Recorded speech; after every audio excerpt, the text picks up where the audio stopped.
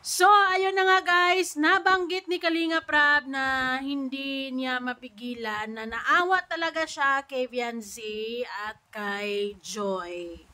Pero kay Viancy, wag na muna nating pag-usapan yan kasi idinaan naman yan sa legal matters. Itong kay Joy talaga, sa lahat naman talaga ng Kalingap Angel, si Joy talaga ang dumaan ng matinding pagsubok, lalo na sa usaping pangbabash. Kasi madami kasing pinagdaanan eh. Unlike kay Carla, Jomcar lang naman yung love team niya, isa lang. Tapos si Joy or si Viancy, itzy lang din.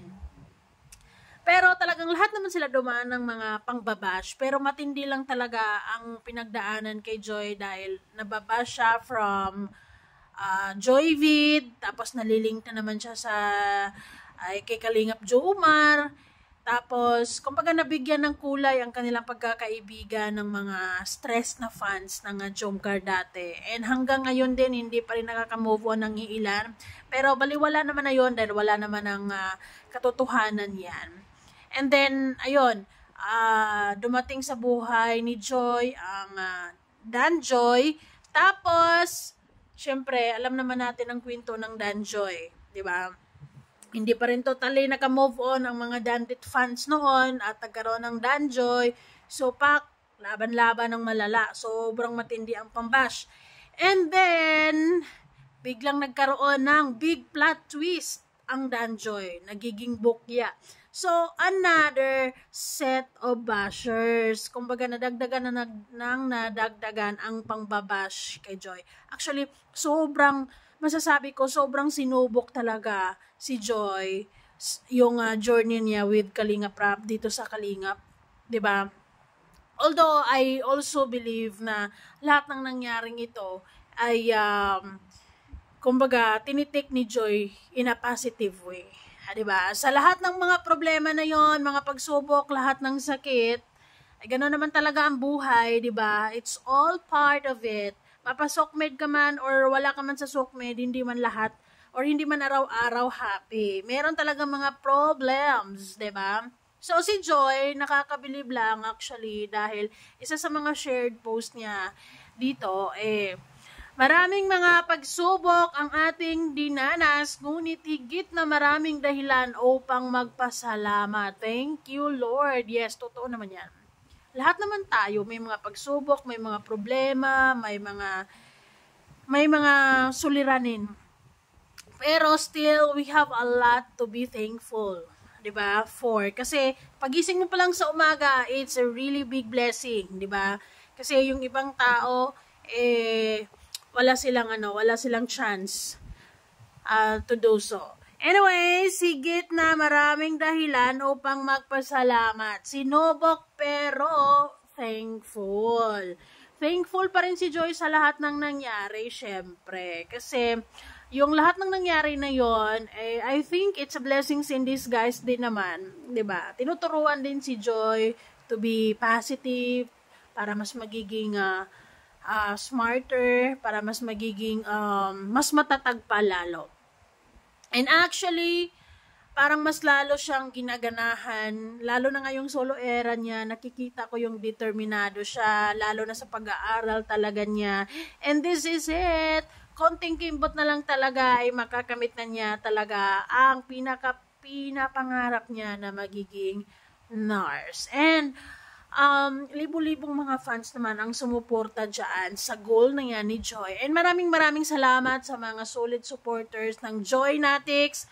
Syempre sa mga sponsors na walang sawang sumuporta. Actually, maraming kumu-question, 'di ba? Or maybe tumaas only ang kilay kasi alam mo yon, solo era pero nag-iisa lang si Joy na solo era pero napakaraming sponsors pa din. Diba?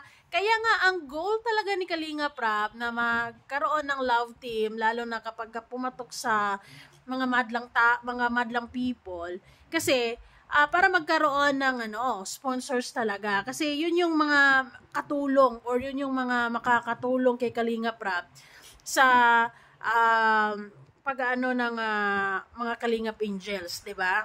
Pag-angat, 'di ba?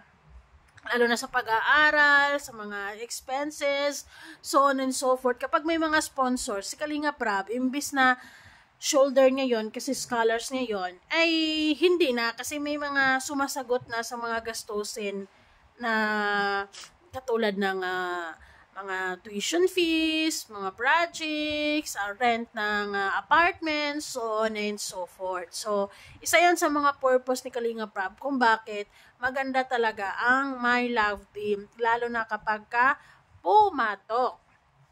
Pero si Joy, talagang proven and tested na to eh. Grabe, mapa-solo era, with or without Love Team, talagang malakas ang charisma niya sa madlang people. Kaya naman, lucky si Joy because bihira lang ang mga taong may ganitong may mga ganitong charm pagdating sa mga tao, 'di ba? Kasi hindi porket maganda malakas na yung dating mo sa mga tao, tatangkilikin ka na agad. Hindi ganoon eh. It takes like actually it's a blessing from above talaga na yung kasikatan talaga. Kasi hindi lahat ng magaganda sikat, 'di ba?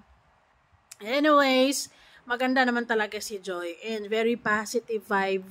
And yung ngiti niya, siguro yung ugali niya, the way siya makikisama, so on and so forth, I think yun ang tinitingnan ng mga tao kung bakit siya sinusuportahan.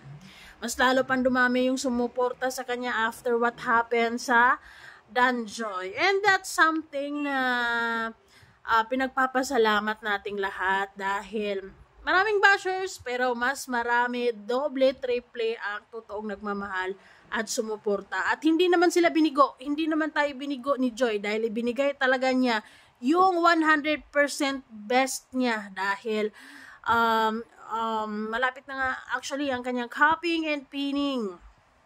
Yun ay ibig sabihin nun is official na siyang NAR student. Diba? So, in 2 years or in 3 years from now, ay talagang magiging nurse Joy na siya. So, sa nakikita ko naman kay Joy, matalino, very goal-oriented talaga, kayang-kaya. Diba? Kayang-kaya. Kasi, bata pa siya. Yun talaga yung gustong niya. So, ayun, nag-aaral talaga siya with a heart. Ibinuhos talaga niya yung buong puso niya dyan sa pag-aaral na yan. And sa mga sponsors talaga, hindi man nila kakilala si Joy or hindi pa nila na-meet si Joy actually in person. Pero from afar, they are very proud kay Joy kasi nakayanan lahat ni Joy ang lahat ng mga pagsubok. Diba? Dito sa SOCMED, yes, it's overwhelming na magiging sikat, pero ang kaakibat niyan talaga is mga bashers. Because yes, you can please everybody to like you, to support you, to love you, and para ma-appreciate din ang lahat ng ginagawa mo. May mga tao talagang sadyang hate ka lang kahit wala ka namang ginagawa sa kanila. Kumukulo lang talaga yung dugo nila kahit wala naman talagang dapat ika-hate. Pero may ganyan talaga. Yan yung ganyan talaga ang patakaran siguro sa SOCMED. And it's good thing si Joy ay talaga namang I believe so na dahil normal na tao lang din naman siya, nasasaktan pero kaya, 'di ba? And she's fully aware din sa mga bashers na yan and hindi siya masyadong apektado kasi hindi naman yan ang totoo na Joy. 'Di ba? So hinayaan lang sila ni Joy na i-bash or i-judge until one day makikita nila na si Joy magiging ganap na nurse dito sa Kalinga po, 'di ba? Nakaka-proud. So 'yon, stay strong Joy, stay happy, stay charming and beautiful of course inside and out. So nakikita ko naman, nararamdaman ko din naman si Joy na talagang she is confidently beautiful with a heart. And together with a Joynatics, kayang-kaya ni Joy ang lahat ng mga pagsubok. 'Di ba? So, ano na yan? Parte na lang sa buhay ang mga bashers.